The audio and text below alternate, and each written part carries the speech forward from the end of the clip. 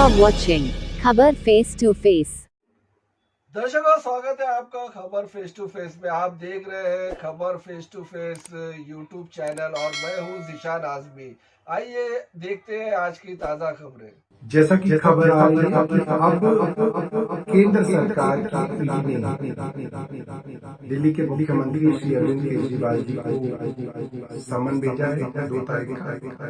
इससे बात साफ हो जाती है कि केंद्र सरकार का एक ही मकसद है, किसी तरीके से आम आदमी पार्टी को खत्म कर देना, और इसके लिए वो कोई कसर नहीं छोड़ रहे। किसी तरीके से कैसे भी फर्जी केस बना के मुख्यमंत्री अरविंद केजरीवाल जी को जेल में बंद किया जाए और आम आदमी पार्टी को खत्म किया जाए।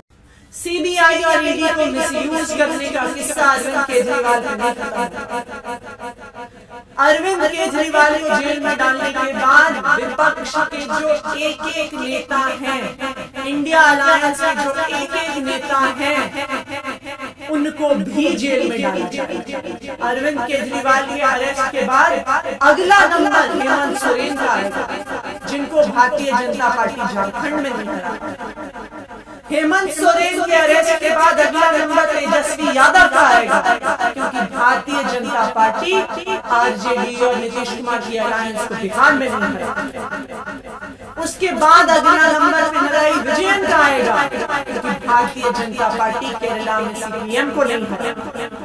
उसके बाद अगला नंबर स्टालिन का आएगा, क्योंकि भारतीय जनता पार्टी तमिलनाडु में डीएमके को नहीं हरा। एक के बाद एक भारतीय जनता पार्टी अपनी सीबीआई और ईडी का प्रयोग करके अपने विपक्ष के सारे नेताओं को जेल में डालने की कोशिश करती है। ये क्या है?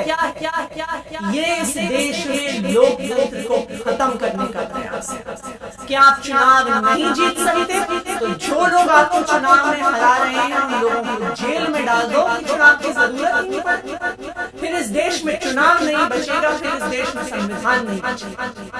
लेकिन मैं प्रधानमंत्री नरेंद्र मोदी जी को बताना चाहती हूँ कि आम आदमी पार्टी के नेता जेल जाने से नहीं डरते हैं, झूठे केसेस से नहीं डरते हैं। हम इस देश के संविधान को बचाने के लिए अपनी आखिरी सांस तक लड़ते हैं।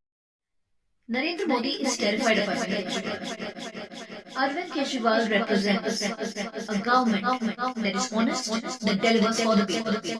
Whereas Modi, well, he represents only Adani. Arvind Kejriwal's Aam Aadmi Party has defeated the BJP spectacularly in Delhi many times.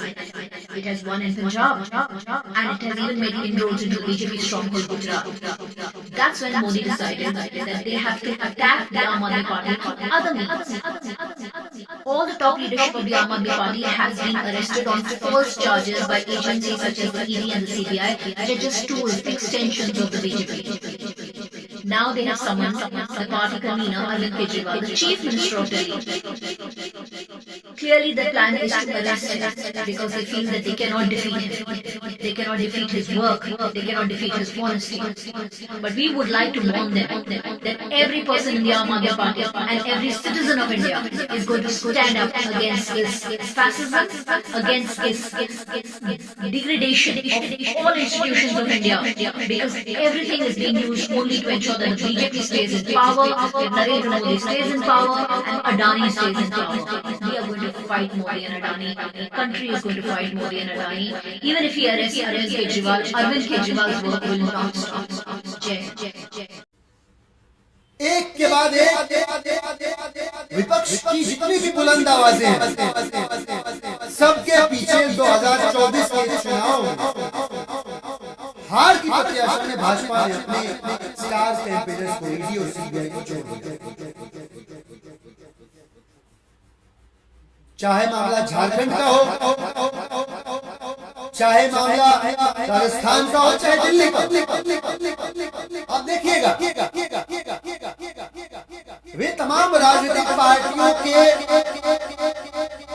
Top leaders जिन्होंने नरेंद्र मोदी जी और भारतीय जनता पार्टी के सामने झुकने से इनकार कर दिया, वो सब धीरे धीरे एक एक करके जेल की सलाखों के पीछे पहुंचाई गई। चाहे वो हेमंत सोरेन जी हो, चाहे पिनराई विजयन जी हो, और भारतीय जनता पार्टी तो चीख के पिछले कई दिनों से ये बात बता रही है देश को, भाजपा के सांसद कह रहे हैं जिस ईडी के बारे में सुप्रीम कोर्ट तक ने टिप्पणी कर दी, उनकी इंडिपेंडेंट एक्शंस को लेकर, उनकी स्वतंत्रता को लेकर, वह ईडी अब भाजपा के मुख्यालय में बैठ कर रणनीति बना रही है और उस रणनीति का खुलासा भाजपा के सांसद पहले आकर कर रहे हैं कि अब अरविंद केजरीवाल जी गिरफ्तार। बिल्कुल सही बात है,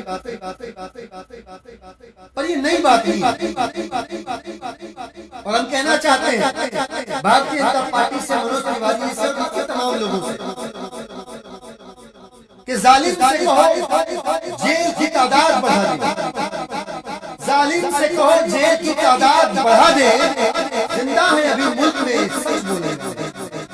आप कुछ भी कर, आम आदमी पार्टी के नेता मंत्री